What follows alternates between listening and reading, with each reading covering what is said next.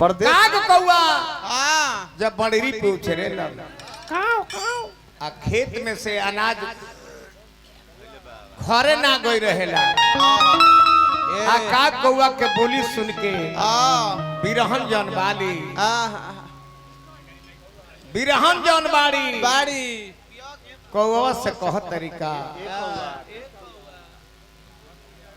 एक कौआ कौआ हो एक करियवा कौआ तनी हेने सुन ना कहाँ उचरा तर तनी हमरा आंगनवा में बिछरा तनी एगो काम कर हमरे राजा जी के संदेश ले ले अब ना एक कौआ एक कौआ हमरे राजा जी के संदेश लेके आई बनू तो जान तेरे तरह के का करे सोना के कटोरी में सोना के चम्मच से तरह के दूध भात सान के खियाए इहेले ना एक कौआ जब संदेश लेके आ जे बनू तो सुना तार थोड़वा सोना के बनवा देबे सही सही सही हेलो थोड़ा बेस हो गई बा एकरा में तनी नेचर से टोन बना पूरा हिलाए तारी। हेलो चेक और थोड़ा मेन बढ़ाइए। मेन में लेवल बढ़ा के तब टोन बनाओ देखी एक कुंवर कट हो खाली एक लय में गावे वाला गीत बड़े हमने के वो चीज ना है जा खो कौआ खो लाल वाली खो कौआ खो लाल वाली खो अरे पियावा के दे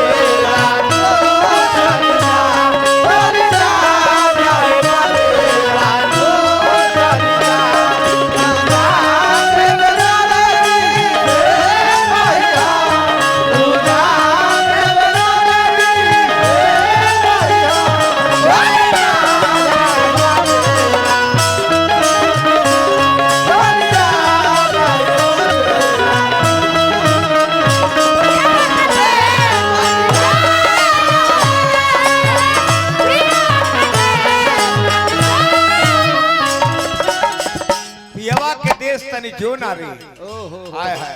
हाय हाय हाय जाके उनका से कह दी हो का कि आई है बलमुआ तो तू धामा पियाई सोनावा के चोचर कौआ तोर बनवाई है बलमुआ तो धामा पियाई सोनावा के चोचर कौआ तोर बनवाई राउर नाम अजय बाबू फिर हमरा कन्हैया भाई 200 रुपया दे गई हमरा के हार्दिक अभिनंदन शुभकामना आई है बलमुआ तू धामा पियाई आई सोनावा के चोचर कौआ तोर बनवाई आई है बलमुआ तू धामा पियाई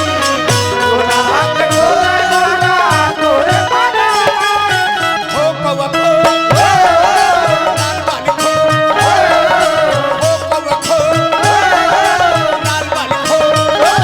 पियावा के दे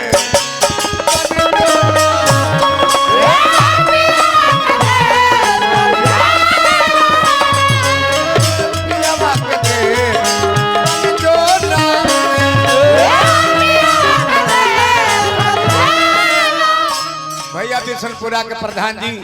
अरविंद बाबू के माध्यम से पुरस्कार आई। हार्दिक हार्दिक अभिनंदन शुभकामना बा। नारायण जी के कृपा बन रहा।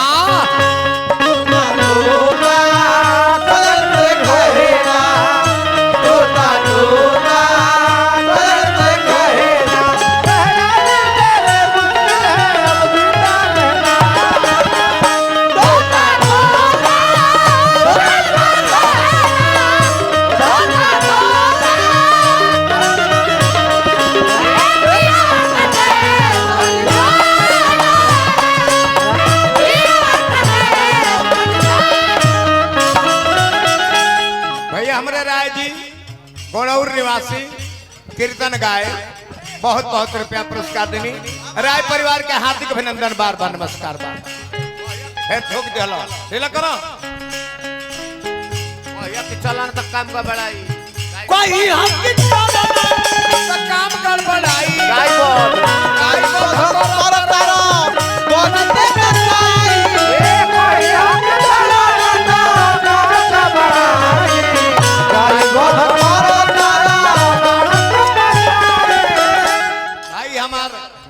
कृष्णा यादव मंटू यादव जी के सजा पुरस्कार आई। भाई लोग के हार्दिक अभिनंदन शुभकामना बा। हाँ हाँ जान गए नहीं और सही रुपया भाड़ा था ऐसे रुपया खाली हमने के बक्सर क्षेत्र में मिलेला। आज बक्सरों से निमन प्रोग्राम में पैसा मिल रहा है महाराज बक्सर से निमन पैसा मिल रहा बा। धन्यवाद एक प्रोग्राम के रचयिता के ए श्रोता समाज के हार्दिक हार्दिक अभिनंदन शुभकामना बा। गावे से पहले मुंह देखा पर शीशा में मरते हम कहिले बार बार कि सुनो जब गौनाई गावे आवत तारो चाहे गावत तारो त अपन मुंह शीशा में देखी लो देखो कैसन बा बुझाला कि ना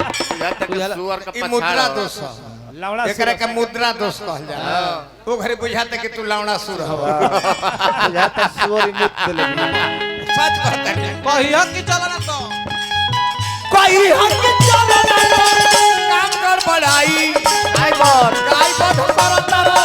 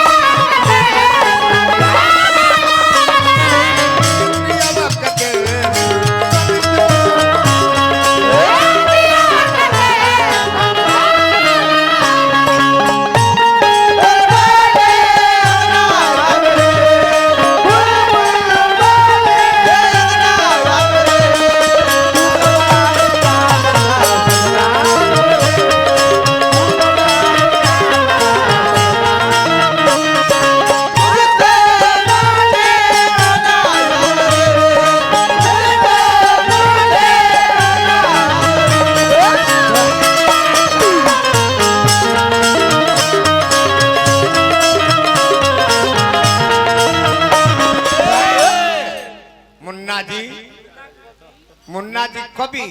और मुकेश प्रधान जी गांव चौरा कथरिया दौलतपुर पिपरा लक्ष्मणपुर। अच्छा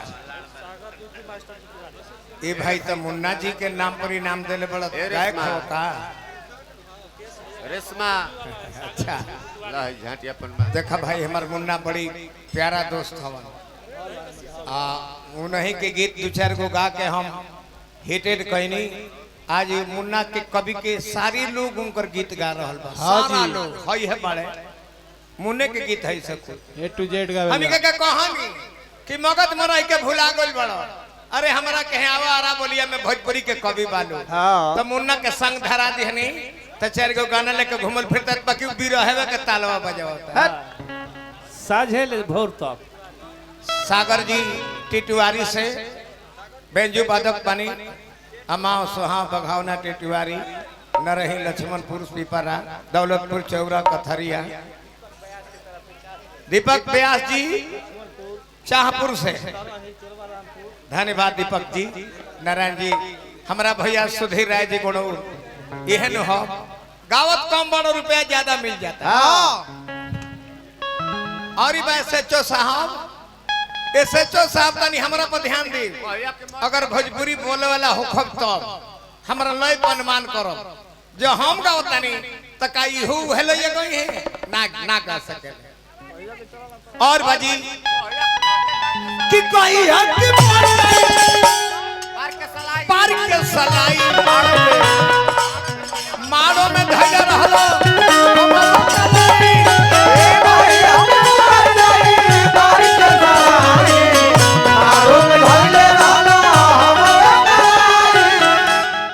राउर नचनिया अनेको रूप हमरा के देखावतली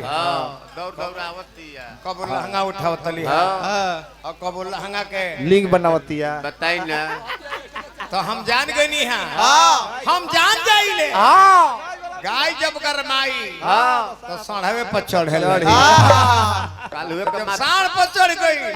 तो जान जाई गाय गरम भी है अगर तारा बस के होखे तो दो ना तो सिम डलवा दो काल हुए सा हम हो गइल बा काल हुए के माथ में और बाजी कोई हंसी पर जाई मार के चलाई मारो में धैर्य रहलो हमरो कलाई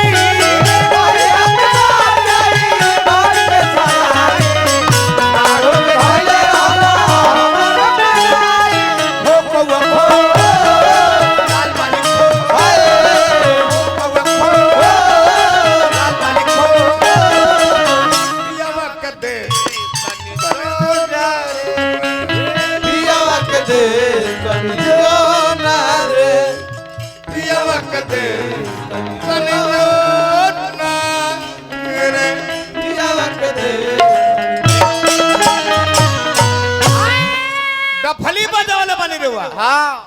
अब कला से मार करे के बाद मारे के परी भाई देखा बड़का स्टैंड बका रवा डफली बजावनी आई कुंवर जी सब हुरका के बात सुनी मोर का ए तेरे तीन जना रहले के ए न तनिया बैठलो तीन जना रहले सुनो लो कहानी हां कुल होई अबे तो देखावे में मजा आई काहे से कि डफली उठा के अपन ढीम ढीम ढीम ढीम कइले बड़े टीम आ नचनिया के लेके हमें साथ के ढीम ढीम ढीम ढीम कइले तरीका ए तारी देखा रहा तार मानगी हिट हो जाए तारा पीठी पे का मैल जितना बा चिकन कर दे झाड़ी चिकन कर रगड़ी के हमारा नाम धैले बड़े राजा ढोलन ना ना ई खुदे हमें चूहड़ में चूहड़ मल ए राजा चूहड़ ये चूहड़ मल ले लो जी नचनिया हो आफती हो कहले जे 18 साल से नाचतिया हनु आज तक के घोड़ी के केहू जोड़ी ना लगाओ 18 साल से तू चढ़ेले कर पो चढ़ेला साचो चढ़ेलो साचो एगो बोछेड़ी ना दिहलो 18 साल से चढ़ते रह गेलो रे मत 2-3 महीना हमनी के छोड़ ना जाग देख ले 2-3 गो बच्चा ना बिक देल पक पक बिग दी जाके बदलवाओ जा पेंगो अरे बहुत 18 साल से चढ़त रे घोड़ी पे कहले हमरा हां ए घोड़ी के जोड़ी के हुना लगाओ 18 साल चढ़ल हां एगो बच्चा बची ना भेल तू हमनी के छोड़ ना दो छोड़ ना दो 11 महीना हां देखिए जे काद हो जात रे से के लागी 2 महीना पहली आए कहते कि हम कटिया ना करो कहते जे हम कटिया ना करब हमरा भसुरो के लिया चलो तो कहते रे जी भैया के ऑपरेशन करले बनी केथी के बैसिर के बैसिर के फट हमर बैसिर चिरवलो हमर गोलिया इनकर चिराई रहे इनकर चिराई रहे हमारा बैसिर कबू का ना हो इनकर भई रहे चिरवले रहला भाई हो छोट तारा का जो मानत ने बाकी हम हेड्रोसी अब हो कौड़ी एगो कुकुर लेके भाग गई रहे कंपाउंडर साहब के लोग कहल जे डॉक्टर बोले कि यही कौड़ी रखा था निकाल टेबल पर क्या हुआ के सर पता नहीं कुत्ता उता लेकर भाग गया अरे किसी तरह से लाओ कुकुरे के काट के लेके लगा दिया अच्छा जब पेशाब कर जाते हैं गोड़वा उठे तो तो कहले डॉक्टर साहब से जाके सुदर्शन भाई ये डॉक्टर साहब हमारे भैया के क्वेश्चन ऑपरेशन कोई नहीं है जब पेशाब करते रहते को गोड़वा उनको उठ ही जाता है उनका कान में कहले कि जानते नहीं है जानते आपका भाई का ऑपरेशन जब किया इसको निकाल कर टेबल पर रख दिया एक कुत्ता लेकर भाग गया हम कंपाउंडरों से बोले कि किसी तरह से एक लाओ किसी तरह से एक ले सो वो कुत्ते के निकाल के ले अंदर ले सो जानी जे हम उनका में ढुका देनी ऐसे जन्म भर जल तहर भैया जी हैं तले कुकुरे से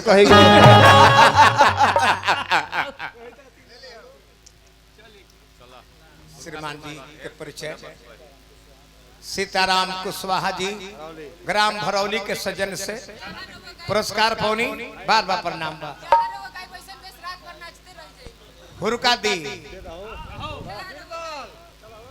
तू नाचिल हम हूँ हम हमारा से निमन थोड़ी नचे बाकी हम हमेशा ना नाचे हमारी काम ना हो हमार हई काम ना हो हमार काम हई हो ब्याह